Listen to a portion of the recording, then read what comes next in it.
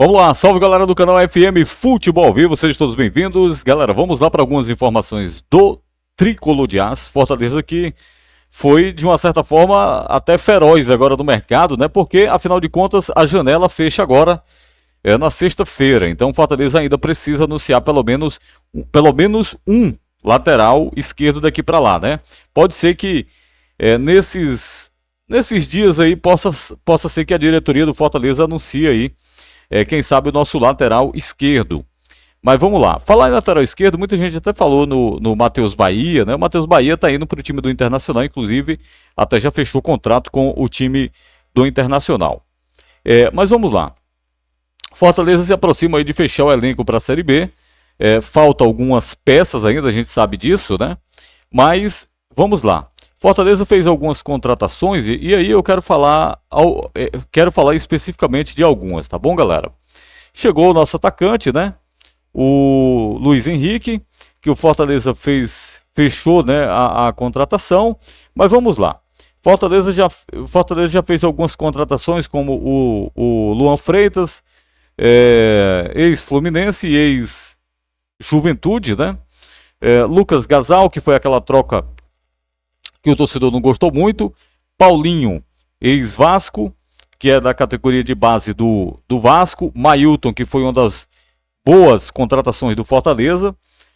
O volante Rian, o Ronald, Rodriguinho e o Vitinho, que veio do México. Algumas contratações, a gente sabe que algumas contratações do Fortaleza, elas são de fato apostas, né? Por quê? Porque algumas a gente observa que são sub-20, que estão vindo, ou seja, por empréstimo, muitos não têm opção de compra, ou seja, a maioria desses jogadores aí, muitos da base de outros clubes, né, principalmente da primeira divisão. Essas são de alguns aí, mas uma grande parte aí da base. Falar aí da base, né, o Fortaleza fecha aí a contratação do Lucas Braga, o Wellington do Primavera e o Luiz Fernando, que veio do Atlético Paranaense, que inclusive eu coloquei aqui o vídeo, né? Até os torcedores do Atlético falando sobre o jogador. Mas pelo que eu vi ali, né, da galera falando do Luiz Fernando, do atacante, eu acho que esse cara vai ajudar muito a gente, tá bom? Também porque os números dele deixam a gente com expectativa alta em relação ao jogador dentro de campo, em entregar gols e assistências, né? Aquele jogador de velocidade, força física também, pinta muitas vezes como centroavante ali dentro da área, o Luiz Fernando, e é de fato goleador. Ajudou muito o time do Atlético Paranaense na temporada passada a subir para a primeira divisão. Mas aí a gente sabe que na primeira divisão é um outro nível, né? O sarrafo aumenta e, lógico, claro, o Atlético Paranaense vai reforçar o seu time com jogadores, vamos dizer assim, de elite, de primeira divisão. Não que o Luiz Fernando não possa compor um elenco na primeira divisão, mas é porque talvez o Atlético Paranaense tenha outros planos. Mas dentre essas contratações aí, a que chega com mais expectativa, de fato, é sim o Luiz Fernando, pelos números que a gente viu dele, né, no Atlético Paranaense. 53, se eu não me engano, acho que 53 jogos, 12 gols, 8 assistências, ou seja, um número bastante relevante para um atacante de ponta ali de beirada. Tá faltando o centroavante, Fredinaldo, tá faltando, né? Tá faltando o centroavante ainda. Chegou os pontas e inclusive chegou agora o GB, que pertence à equipe do Vasco. Aí você me pergunta, Fred, esse GB aí é bola? Cara, é um jogador alto, né, se a gente for ver, de velocidade também, ele é mais um ponta do que propriamente um centroavante, apesar da altura dele, mas ele é mais um ponta, aquele jogador de velocidade. É uma outra aposta também, galera, não tem muito o que dizer sobre o GB do time do Vasco não, tá bom? É um outro jogador que vem como uma aposta para o Fortaleza.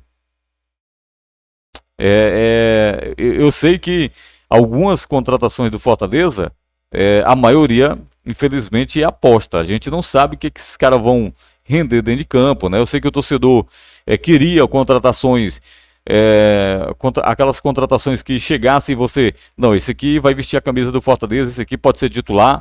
Mas a gente sabe que mesmo assim, mesmo chegando jogadores nesse nível, por exemplo, como o próprio Luiz Fernando, ele pode não dar certo, pode acontecer. E o próprio, vamos dizer, o GB pode dar certo. Entendeu? Então é isso. O futebol nunca é uma matemática exata.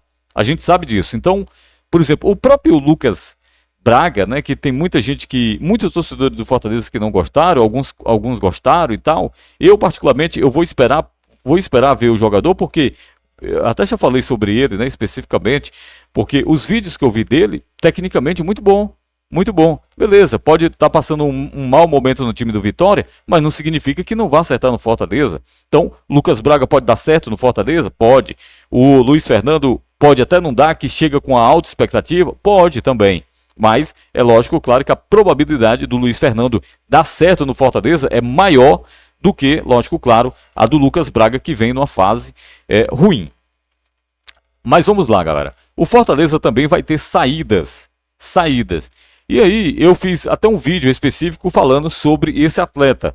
Seria aí, no caso, por exemplo, o Kusevich, que a gente sabe que é um baita de um zagueiro, né? É um zagueiro de primeira divisão, mas que o atleta não está aí nos planos do Carpini.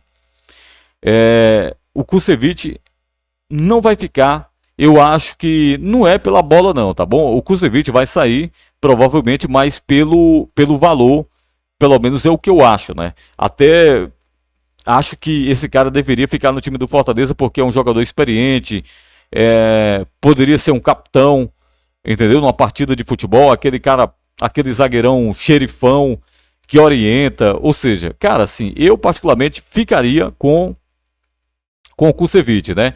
Outro que ainda não saiu, né?